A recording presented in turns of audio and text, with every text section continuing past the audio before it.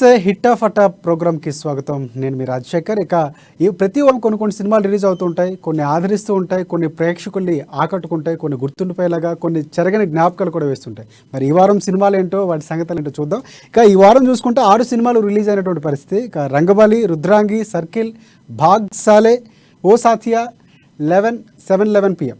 So different టైటిల్స్తో సినిమాలన్నీ కూడా వచ్చాయి. ముందు మనం మనతో పాటు వీడియో జర్నలిస్ట్ అని కాదండి, సో సినిమాలకు సంబంధించి పూర్తి విశ్లేషణ అందించడానికి అశోక్ గారు మనతో పాటు ఉన్నారు. సో ఆయనతో డిస్కస్ చేద్దాం. ఫస్ట్ రంగబలి సినిమా గురించి. So Nagashaurya, so different promotions కూడా సినిమాకి సంబంధించి డిఫరెంట్ యాంగిల్లో, అటు ఆర్కే కానీ అంటే కొత్త జాఫర్ని తీసుకొని వీళ్ళు సత్యతో డిఫరెంట్ యాంగిల్ అంటే ప్రమోట్ చేసుకున్నారు బాగా సినిమాని, అంటే హిలేరియస్గా. సో ఎంతవరకు సక్సెస్ అయ్యారు? సినిమాకి సంబంధించిన అప్డేట్స్ ఏంటి చెప్పండి. యాక్చువల్గా మనం గత 2 వారాల నుంచి చూస్తున్నాం. ఆదిపురుష్ తర్వాత చిన్న సినిమాలన్నీ కూడా పోటీపడి రిలీజ్ అవుతున్నాయి. అంటే దాదాపుగా మీరు చెప్పిన 6 సినిమాలు కాదు, ఇంకా 2-3 చిన్న సినిమాలు కూడా ఉన్నాయి. మొత్తం 9 సినిమాలు రిలీజ్ అయినాయి.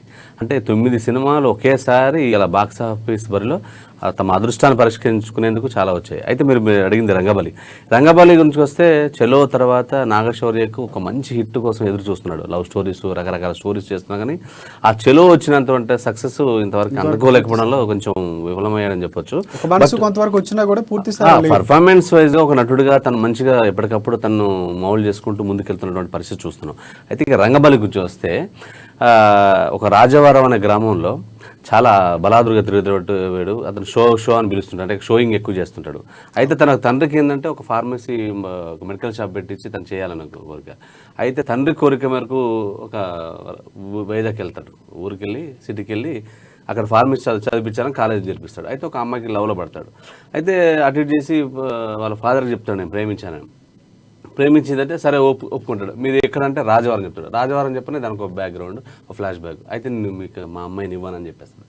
ఆ తర్వాత అమ్మాయిని అంటే రంగబలి సర్కిల్ చుట్టూ కథ చూస్తుంది. అయితే దానికి ఒక ఫ్లాష్ బ్యాక్ అలానే జరిగింది. మనం మొత్తం స్టోరీ చెప్పకూడదు కాబట్టి ఆ ట్విస్టులతోటి సినిమా అంతా నడుస్తుంది. సో తర్వాత అసలు ఏం జరిగింది, ఆ రాజవారంలో జరిగింది ఏంది, దానికున్న సర్కిల్ ఉంది ఏందని మొత్తం సినిమాలకు చేశారు. సో మొత్తం చెప్పాలంటే ఒక మంచి షో.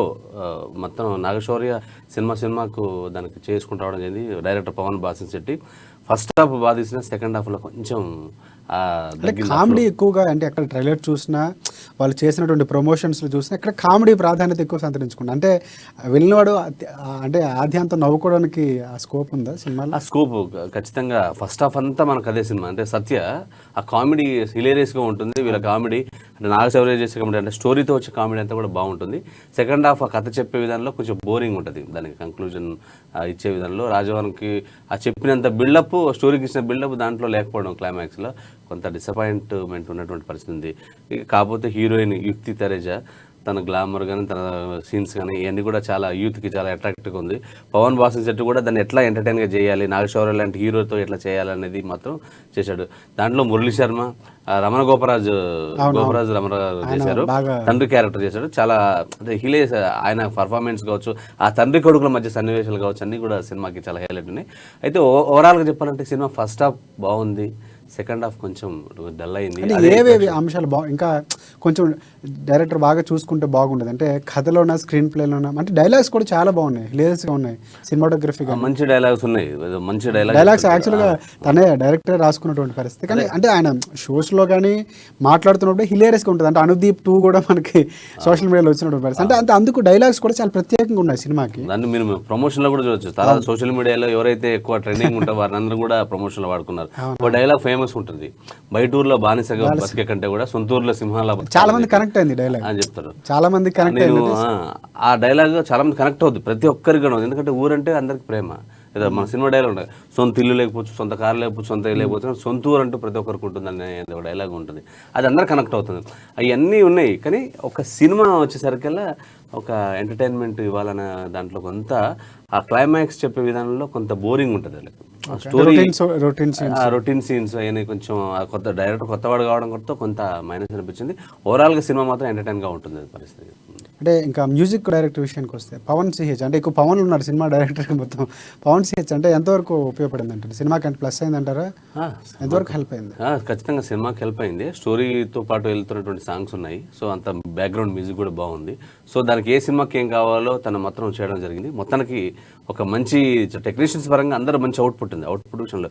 అయితే ఇక్కడ చిన్న వచ్చింది కథా కథనాల్లో కొంచెం డైరెక్టర్ దాని మీద దృష్టి పెట్టుంటే సినిమాకి ఇంకా మరింత హిట్ అయ్యేటువంటి పరిస్థితి ఉండేది రాజశేఖర్. అంటే ఓవరాల్గా అంటే డైరెక్షన్ కానీ లేకపోతే నాగశౌర్య తను కొత్తగా ప్రజెంట్, ఎందుకంటే ప్రతి సినిమాకి కష్టపడుతుంటాడు డిఫరెంట్గా ఒక్కొక్క సినిమాకి తను ప్రజెంట్ చేయాలని ఆతురతో కథల విషయంలో కూడా తను జోక్యం చేసుకుంటాడు. అంటే కొన్ని సినిమాల వివాదం కూడా వచ్చింది కథ నాదే అని చెప్పడం కూడా. అంటే దీనికి సంబంధించి ఆయన అవుట్పుట్స్ ఏమైనా మనకు కనిపిస్తాయి అంటే కొన్ని ప్రీవియస్ సినిమాలకి చూసిన అనుభవం మీద అంటే నాగశౌర్య ఇన్పుట్స్ కూడా ఉన్నాయనుకోవచ్చు సినిమాకి? ఖచ్చితంగా. ఎందుకంటే నాగశౌర్య మనం చూస్తున్నాం చాలా ప్రతి సినిమాకు తను ఇన్వాల్వ్ అవ్వడం కావచ్చు, వాళ్ళ ఫ్యామిలీ మెంబర్స్ ఇన్వాల్వ్ అవ్వడం కావచ్చు. అంటే కారణం ఏంటంటే స్టోరీ బాగా రావాలని, సినిమా బాగా రావాలని, కంటెంట్ బాగా రావాలని, వాళ్ళ ప్రమోషన్ అంటే స్టార్టింగ్ నుంచి ఎండింగ్ వరకు వాళ్ళ ఇంట్రెస్ట్ కనబడుతుంది. నాగశౌర్యకి ఏంటంటే ఒక మంచి హిట్ కట్టాలి, మంచిగా నిలబడాలి, అంటే ఇండస్ట్రీలో తనకంటే ఒక గొప్ప గుర్తింపు తెచ్చుకోవాలనేది మాత్రం ఆయనకు ఉంది. దాంతో సినిమాలో ఇన్వాల్వ్ అవ్వడం కావచ్చు, కొత్త వాళ్ళకి ఒక క్వశ్చన్ కాదు, కొత్త తరాన్ని కూడా ఎంకరేజ్ చేయడంలో కావచ్చు నాగశౌర్య సక్సెస్ అని చెప్పొచ్చు. కాకపోతే ఓవరాల్గా చూసేయడానికి కామెడీ ఎంజాయ్మెంట్ చూసి కొంచెం యూత్కి నచ్చుతుంది. కాకపోతే సెకండ్ హాఫ్ స్టోరీలో కొంచెం కథనం కొంత తేడా ఉండేసరికి అంత బాధ. అంటే సినిమాకి ప్లస్ పాయింట్స్ అంటే ఏంటంటే ఇది సినిమాకి కీలకం, ఈ పాయింట్స్ సినిమాకి మంచి బలాన్ని తీసుకొచ్చు అంటే ప్రేక్షకులు వెళ్ళేందుకు వారికి ఒక కొత్త అనుభూతిని ఇచ్చాయంటే అంటే ఏ యాక్టింగా లేకపోతే కథాంశమా లేకపోతే కామెడీ ఏ యాంగిల్ ఎక్కువ తీసుకోవచ్చు? మనం వాస్తవం చెప్పాలంటే comedy, Nagashaurya heroine glamour, director కూడా పనితీరు బాగుంది. కాకపోతే కథనం విషయంలో కొంత స్టోరీ విషయంలో కొంత మామూలుగా ఉండే పరిస్థితి బాగుండేది అనేది ఆలోచన. అదొకటి కొంత మైనస్ కానొచ్చు. మిగతా అందరూ కూడా చేశారు. అంటే ఫైనల్గా స్టోరీ కదా, స్టోరీ అనేది అది ఎట్లా చెప్పగలిగావు అనేది ఒక పాయింట్. ఆ స్టోరీ చెప్పడంలో కొంత సెకండ్ హాఫ్లో అంతా ఒక్కసారి చెప్పేసరికల్లా ఆడియన్కి ఎంటర్టైన్ చూసి సడన్గా వచ్చి మూడ్ చేంజ్ అది కొంత ఇబ్బంది ఉంది. దానివల్ల కొంత సినిమా కొంతమందికి డిసప్పాయింట్ అయ్యేటువంటి అవకాశం కూడా ఉంది ఆ సినిమా ద్వారా. నెక్స్ట్ సినిమాకి వెళ్దాం, రుద్రాంగి. అసలు ఈ సినిమా చూసిన దగ్గర నుంచి ట్రైలర్ కూడా చాలా డిఫరెంట్. జగపతి బాబుని ఒక డిఫరెంట్ ఆయన కూడా చెప్తూ అంటే నా కొత్త ఇన్నింగ్స్ అదో మరొక ఇన్నింగ్స్ అని చెప్పారు. ఆయన విలన్గా చేసినప్పుడు కూడా థర్డ్ ఇన్నింగ్స్ లాంటి ఫీలింగ్తో ఆయన చెప్పారంటే తన సినిమాకి తన కెరియర్కి ఉపయోగపడద్దని చెప్పడం. అంటే సినిమా ఎంతవరకు అంటే సక్సెస్ అని చాలా మంచి క్రూ కూడా ఉంది, మమతా మోహన్ దాస్ కానీ అంటే పెద్ద పెద్ద క్రూని పెట్టుకొని సినిమాని తీశారు.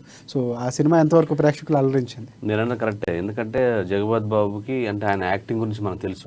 స్టార్టింగ్ ఆర్టిస్ట్ ఇంకా సీనియర్ ఆయనకు ఇప్పుడు ఆయనకు అంటే మళ్ళీ ఒక మంచి లాంచింగ్ అని చెప్పాలి సినిమా. ఎందుకంటే మొత్తం సినిమా అంతా రుద్రాంగిలో మొత్తం ఫస్ట్ నుంచి ఎండింగ్ వరకు మొత్తం అతని పర్ఫార్మెన్స్, సింగిల్ పర్ఫార్మెన్స్ తోటి అసలు సినిమా అదరగొట్టాడు. అసలు పర్ఫార్మెన్స్ జగపతి బాబు అంటే భీమ్రావ్ దేశ్ముఖ్ ఆ పాత్రలో అసలు ఒదిగిపోయాడు. అసలు మనం లెజెండ్లో చూడవచ్చు ఆయన పర్ఫార్మెన్స్, దాన్ని మించి ఉంటుంది.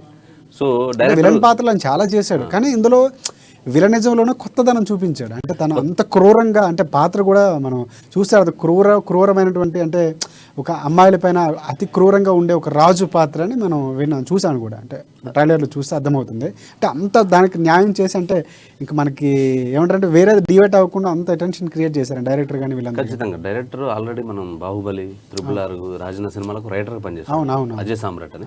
అజయ్ సామ్రాట్ ఇక్కడ తెలంగాణ నేపథ్యంలో ఉన్నటువంటి వ్యక్తి అది కాబట్టి తెలంగాణ జీవితంలో అంటే చాలా మంది ఇప్పుడు వచ్చే సినిమాలు చుక్క ముక్క అనేది ఒక కాన్సెప్ట్లో చూసి కామెడీ చేస్తున్నారు. కాకపోతే ఈ యొక్క తెలంగాణలో కూడా ఒక త్యాగాలు ఉన్నాయి, కొన్ని కుటుంబాలు, వందల వేల కుటుంబాల త్యాగాలు ఉన్నాయి.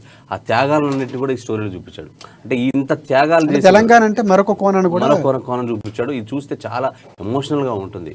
ఇంత ఒక ఊరు అంటే ఈ దేశముకు తను మీరు అన్నట్టు ఆడవాళ్ళ పట్ల మోహం చేస్తుంటాడు. తన దగ్గర పెరిగినటువంటి వ్యక్తి భార్యను తను కావాలనుకుంటాడు. దానికోసం వాళ్ళకి ఊరంతా కట్టడి చేస్తే చెరువు నీళ్ళు తాగారు. అయితే దానికోసం ఆ ఊరంతా ఏం చేసింది, ఇద్దరు కుటుంబ సభ్యులు ఏం చేశారనేది ఈ సినిమా యొక్క కాన్సెప్ట్. మొత్తానికి మాత్రం 1940 బ్యాక్గ్రౌండ్ ఆ బ్యాక్గ్రౌండ్ అదంతా చూస్తుంటే ఆ రోజు లొకేషన్స్ కానీ అన్ని కానీ చాలా న్యాచురల్గా తీశారు. అసలు మొత్తం చెప్పాలంటే భీమ్రావ్ దేశ్ముఖ్ పాత్రలో జగత్ బాబు చాలా ఎక్స్ట్రాడినరీ పర్ఫార్మెన్స్ ఇచ్చాడు యాక్చువల్గా. సో డైరెక్టర్ కొత్తవాడైనా కూడా చాలా బాగా చేయగలిగాడు. అంటే ఒక డైరెక్టర్ అవుతున్నాడు ఈ సినిమా ద్వారా. మమతా మోహన్ దాస్ తను కూడా అసలు యమదొంగలు ఎట్లా చేసింది చేయొచ్చు. 10 years తర్వాత తను మళ్ళీ తను మళ్ళీ రావడం జరిగింది తెలుగు ఇండస్ట్రీకి మంచిగా పాత్రతోటి. విమలా రామన్ కూడా వీళ్ళ భార్య విమలారామన్ జగపతి బాబు భార్యగా, మమతా మోహన్ దాస్ కూడా జగపతి బాబు రెండో భార్య. ఓకే. సో మనం అనుకున్నట్టు స్త్రీలో అంటే సాంగత్యాన్ని ఎక్కువ కోరుకునే ఒక ఒక వ్యక్తి పాత్ర. సో దాంట్లో భాగంగా జరిగే స్టోరీ. సో మొత్తానికి వీళ్ళందరూ స్క్రీన్ అంతా కూడా మెయిన్ కాన్సెప్ట్ ఏంటంటే అప్పుడున్నటువంటి సామాజిక పరిస్థితులు చూపించడమా, లేకపోతే అంటే ఎలాంటి కథాంశం అది ప్రేక్షకులకి ఇంజెక్ట్ చేయడంలో డైరెక్టర్ సక్సెస్ అయ్యారు? ఖచ్చితంగా. అంటే అప్పుడున్న పరిస్థితులు అంటే ముఖ్యంగా తెలంగాణ ప్రాంతంలో ఉన్న ప్రతి ఒక్కరికి ఆ చరిత్ర తెలుసు కావచ్చు. అప్పుడున్నటువంటి దేశముఖులు ఎట్లా ఇబ్బంది పెట్టారు, అక్కడ ఉన్న సామాన్య ప్రజల్ని ఎంత క్రూరంగా ప్రవర్తించేవాళ్ళు, వాళ్ళకి కావాలనుకున్న వాటిని దానికోసం ఎంత దిగజారే వాళ్ళు, ఎంత హింస పెట్టేవారు, ఎన్ని త్యాగాలు చేస్తే తెలంగాణ వాళ్ళు ఎంత ఇబ్బంది పడ్డారు అనేది మాత్రం దాంట్లో చూపించగలిగాడు. అంటే ఆ స్టోరీ చూస్తే నిజంగా ఇంత జరిగిందంటే జరిగిన విషయాలే, వాస్తవ సంఘటనలే. ఈ తెలంగాణ ప్రాంతంలో జరిగినటువంటి దేశముఖులు, నిజాం పరిపాలనలో జరిగినటువంటి ఇష్యూలు ఇవన్నీ మనం చూసుకోవచ్చు. ఇవన్నీ కూడా మనం చెప్పుకుంటుంటాం ఇప్పుడు ఈ తరాల వరకు. అదంతా కూడా ఆ రోజుల్లో ఎట్లా ఉండేది, ఏ రకంగా చేసేది, ఈ దేశముఖుల పాలన ఎలా ఉండేది, నిజాం తర్వాత ఉన్న దేశముఖుల యొక్క పరిస్థితులు ఎలా ఉండేవి, ఆ ఊర్లలో వాళ్ళ పెత్తనం ఎలా ఉండేది, ఆ వెట్టిని ఎట్లా చెప్పించుకునేవాళ్ళు, ఒక స్త్రీలను ఎలా ఇబ్బంది పెట్టేవాళ్ళు, అక్కడ ఉన్న పంట వాళ్ళ చేతికి రాకుండా ఏం చేసేవాళ్ళు, గుప్పిట్లో పెట్టుకునేవాళ్ళు అనేది అన్ని కోణాలని చూపించగలిగాడు. ఒక ఎమోషనల్ డ్రామా మాత్రం అజయ్ సామ్రాట్ది సక్సెస్ అని చెప్పొచ్చు. అంటే పీరియాడిక్ మూవీకి ఇలాంటి సినిమాలకి సంగీతం చాలా, నేపథ్య సంగీతం కానీ ఇలా బ్యాక్గ్రౌండ్ కానీ చాలా ముఖ్యం. సో దాంట్లో నళిని రాజా కొత్త మనకు పరిచయం ఆడలేనా అంటే మనకు పరిచయం కానీ, సో బట్ ట్రైలర్లో వింటే మాత్రం చాలా బ్రహ్మాండంగా అనిపించింది. సినిమా ఆద్యాంతం వచ్చేటప్పటికి ఆయన ఎంతవరకు అసెట్ అయ్యాడు సినిమా? సిచ్యువేషన్ సాంగ్స్ అని మొత్తం సిచ్యువేషన్ సాంగ్స్ కానీ బ్యాక్గ్రౌండ్ సాంగ్ కానీ ఆర్ఆర్ మాత్రం చాలా చాలా బాగా చేసింది. అంత సినిమా అంటే మనం ఒక చిన్న సినిమా చూస్తున్నట్టు, అంటే మీడియం బడ్జెట్ సినిమా చూస్తున్నట్టు అనిపించదు, ఒక పెద్ద భారీ బడ్జెట్ సినిమా చూస్తున్నంత ఆర్ఆర్ కానీ అదంతా ఎమోషనల్గా తీసిన కానీ అంత బాగుంది. అంటే ఒక లైక్ కీరవాణి ఎలా ఇస్తే అయితే మ్యూజికల్ ఇస్తాడో ఆ లెవెల్లో ఇవ్వడం జరిగింది. మనకు తెలుసు ఎమ్మెల్యే రసమయ్య బాలకృష్ణ, ఇది 3వ సినిమా. ఆయన ఎమ్మెల్యే ఉంటూ కూడా నిర్మాతగా సినిమాలు చేశాడు. అంటే బాలకృష్ణ కూడా గెస్ట్ గా పిలిచాడు.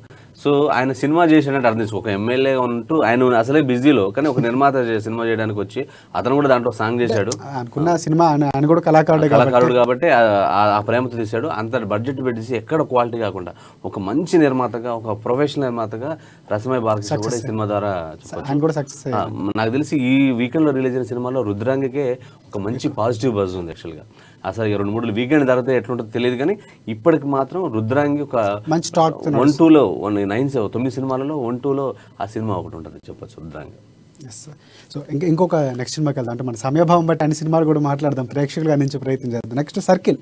అంటే సర్కిల్ మనకి మన అమాన్యూస్లో కూడా డైరెక్టర్ మనం చేసినటువంటి మనకంటే డిఫరెంట్ సినిమాలు, అండ్ ముందు సినిమా నుంచి కూడా, షో సినిమా నుంచి కూడా అంటే తక్కువ సినిమాలైనా డిఫరెంట్ సినిమాలు చేస్తూ వచ్చారు. అంటే సర్కిల్ సినిమా కథ ఎంతవరకు అంటే ప్రేక్షకులు మెప్పించిందా, డీలా పడిందా, ఏంటి ఏమంటారు?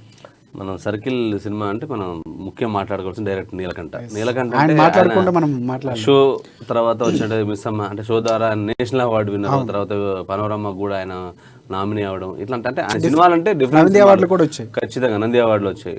నీలకంఠ సినిమా అంటే అందరిలో ఒక ఉంటుంది, అనేది కొత్త కాన్సెప్ట్ సినిమా, ఇది ఖచ్చితంగా చూడాలనేది ఒకటి. అయితే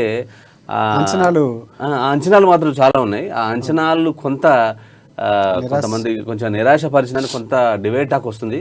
బట్ కానీ మనం అసలు ఆ సినిమా ఏంటి అసలు కథాంశం ఏంటి? లవ్ స్టోరీస్ 3 కథలు విన్నాయని మేము విన్నాం. అంటే 3 కథలు ఉంటాయి. సో ఆయన డిఫరెంట్ కాన్సెప్ట్ తీసుకున్నారు. బట్ ప్రేక్షకులకి తీసుకెళ్ళి అందించడం ఎంతవరకు?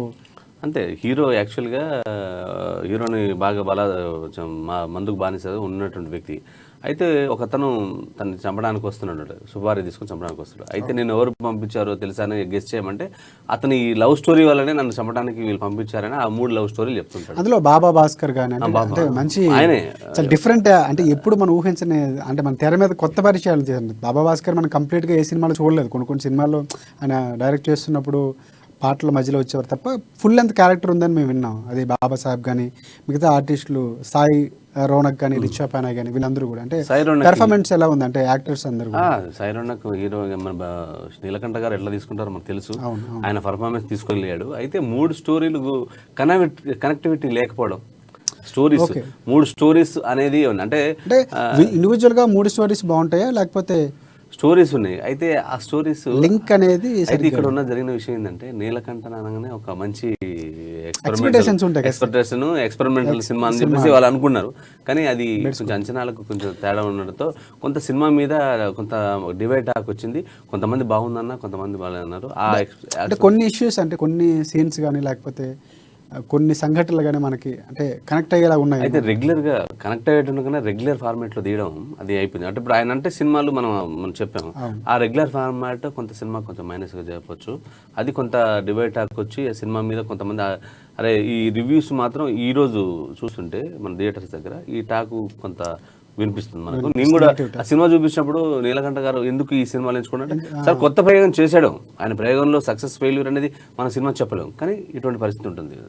నెక్స్ట్ ఫైనల్గా మనం బాగ్సాలి అంటే కీరవాణి ఇద్దరు కొడుకులు అంటే ఒక హీరోగా ఒకళ్ళు మ్యూజిక్ డైరెక్టర్ అంటే ముందు నుంచి కూడా డిఫరెంట్ మత్తు వదలరాని సినిమాలతో డిఫరెంట్ కైండ్ ఆఫ్ సినిమాలతో వచ్చారు. ఈ సినిమాకి సంబంధించి నేహ అలాగే అంటే చాలా తెలంగాణకు సంబంధించి ఒక పదం కూడా వారండి, అమ్మాయి అంటే అంత ఇష్టం అంటే ట్రైలర్లో మనకి కేసీఆర్కి తెలంగాణ అంటే ఎంత ఇష్టమో నాకు ఈ అమ్మాయి అంటే అంత ఇష్టం అంటే తనకు చెప్పే కన్వర్జేషన్ కూడా ఉంటుంది. సో ఈ సినిమా గురించి కొంచెం క్లుప్తంగా మనం మాట్లాడదాం. ఇప్పుడు మనం చూసాం మత్తు వదలరా ఆ సినిమాలో, అంటే శ్రీసింహ అంటే కీరవాణి కొడుకులు ఇద్దరు, ఆయన హీరోగా తను చేసుకుంటూ డిఫరెంట్ కాన్సెప్ట్లో ఉంచుకుంటాడు. ఇదంతా కామెడీ క్రైమ్ థ్రిల్లరు. సో ఈ క్రైమ్ థ్రిల్లర్లో మన కాలవేరగా మంచి సినిమా మొత్తానికి ఒక చెప్పాలంటే ఒక మంచి పాజిటివ్ బజ్ తెచ్చుకుంది. ప్రేక్షకులు అయితే అంటే మినిమం బేస్ అయితే సినిమా వెళ్తుంది, బాగా వెళ్తుంది. అతను ఒక చెఫ్ కావాలనుకున్నటువంటి వ్యక్తి, ఆ తర్వాత తండ్రిని ఏదో ఇబ్బంది పెట్టాడు, ప్రేమించిన అమ్మాయి వాళ్ళ నాన్న. ఓవరాల్ గా అయితే ప్రేక్షకుల వరకు సినిమాకి వెళ్ళి మెప్పించింది అని చెప్పచ్చు. ఓవరాల్ ఖచ్చితంగా వెళ్ళని చెప్పొచ్చు. మొత్తానికి ఈ వారంలో రిలీజ్ అయిన సినిమాల్లో ఇవన్నీ ఒక్కొక్కటి తన పందా చేసుకుని వచ్చాయి. ఓవరాల్ గా అయితే రుద్రాంగి, రంగబలి సినిమాలకు కొంచెం పాజిటివ్ బజ్ ఉందని మనం చెప్పొచ్చు. రైట్, ఇది ఏవరా అశోక్ గారితో మనం మాట్లాడుకున్న ఈ వారంకి సినిమాలకు సంబంధించినటువంటి హిట్ ఆఫ్ అట్ట. సో మా విశ్లేషణ మాత్రమే చెప్పాము. సో సినిమాని మీ ఇది అని డిసైడ్ చేసింది కదా. సో ఖచ్చితంగా థియేటర్స్కి వెళ్ళండి, సినిమాలు చూడండి, ఆదరించండి. సో ఇది హిట్ ఆఫ్ అట్ట కార్యక్రమం. మరో కార్యక్రమంతో మళ్ళీ ముందుకు వద్దాం. అంతవరకు చూస్తూనే ఉండే అమ్మా న్యూస్.